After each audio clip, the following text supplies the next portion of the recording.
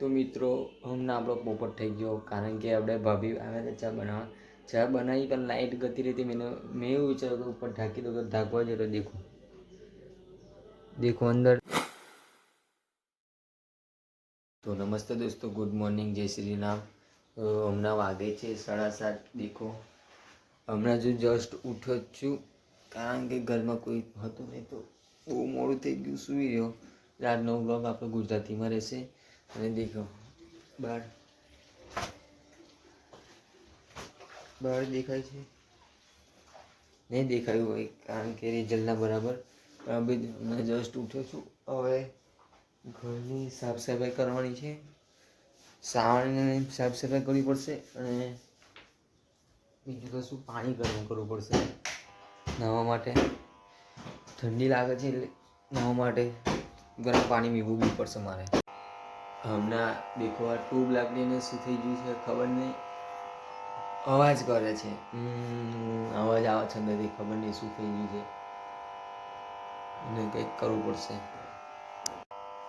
તો દોસ્તો ગરમ પાણી લઈને ઠંડુ પાણી લઈને આવી ગયો છે. હવે એને ગેસ પર મૂકી દઉં છું અને ગરમ પાણી કરી દઉં છું.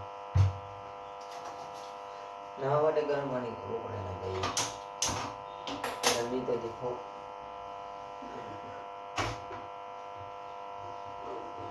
તો અમે કચરો સ્ટાર્ટ કર્યું છે. હવે ફટાફટ કચરો વાળી લઈએ.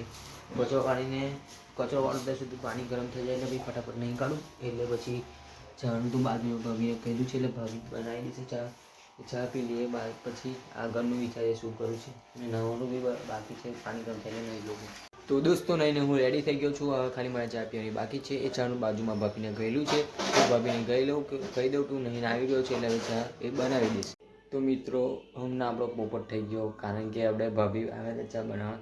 ચા બનાવી પણ લાઇટ ગતી રહી હતી. મેં એવું વિચાર્યું કે ઉપર ઢાંકી દો, તો ઢાંકવા જતો દેખો અંદર આ રકાબી બેસી ગઈ છે. હવે એને કાઢવી કેવી રીતના કે ખબર નથી પડતી. જો દેખાય, આ રકાબી અંદર બેસી ગઈ છે. હવે આને કાઢવું અઘરું છે, હવે એને કાઢવી પડશે. તો મિત્રો ચા તો મેં કાઢી લીધી છે, પણ દેખો અંદરથી રકાબી હજુ જે છે તે નહીં નીકળી. રકાબી નથી નીકળી, જુઓ રકાબી અંદર ફસાઈ ગઈ છે ને. અંદર થોડીક ચા પણ છે, અડધી રહી ગઈ છે, પણ વાડકી ભરે છે એટલે હવે એને કાઢતો નથી. હવે એને એવી વિડીયો દઉં છું. હવે એને બહાર જઈને કાઢવી પડશે. તો મિત્રો તમને ખબર છે, હું 3 દિવસથી સ્કૂલ જતો નથી. આજે છે 2023ની લાસ્ટ તારીખ 31 તારીખ છે, ને કાલથી ચાલુ થશે 2024. તો બધાને હેપી ન્યૂ યર, બધાનું 2024 સારું જાય એવી શુભકામનાઓ. આ અમને વાગે છે 9:30.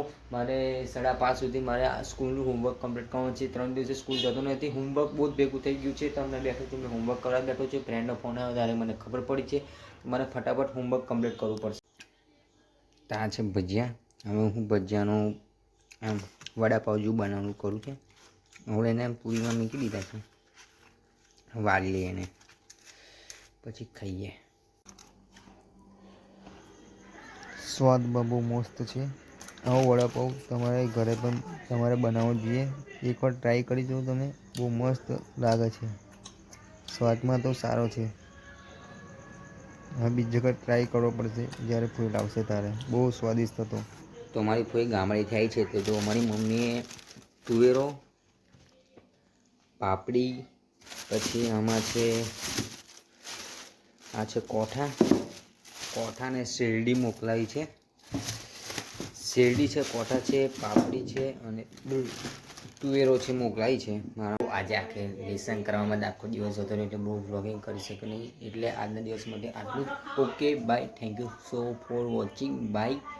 અને વિડીયોને સબસ્ક્રાઈબ અને લાઈક કરી દીધો. ઓકે, હું ડેલી વ્લોગ હવે બનાવવાની કોશિશ કરીશ. બનાવી શકું તો નહીં, પણ હવે મારા અઠવાડિયામાં 1 કે 2 વ્લોગ આવશે. Okay bye.